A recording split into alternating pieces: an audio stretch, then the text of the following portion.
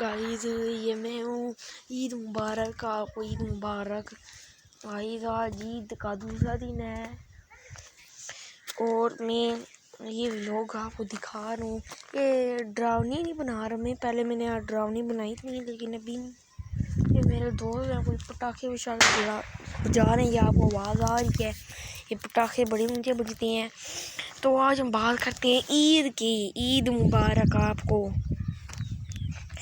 Guys. ये ईद सबसे खुशी का दिन ईद होता है, क्योंकि ईद पे घर पे सारे मेहमान आते हैं, बच्चे आते हैं, उनसे खेलते हैं हम, इसलिए ये ईद का खुशी का दिन होता है। ये भी अल्लाह ने एक रखा है ऐसा दिन कि जिस दिन को सब खुश होते हैं। तो गाइस ये जो होती है ना ईद, ये बहुत खुशी का मौका होता है, इसे गंवाना नहीं चाहिए।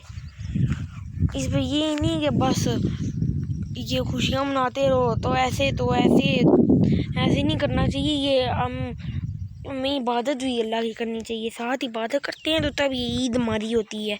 ये जो ईद होती है ऐसे ही नहीं रखना चाहिए, फीकी पड़ जाती है। ऐसे अगर हम ईद को रखेंगे तो ऐसे गुना भी साथ में मिलते हैं। ईद खुशी का मौका ही नहीं बल्कि इबादत का मौका भी होता है, इसे गंवाना नहीं चाहिए।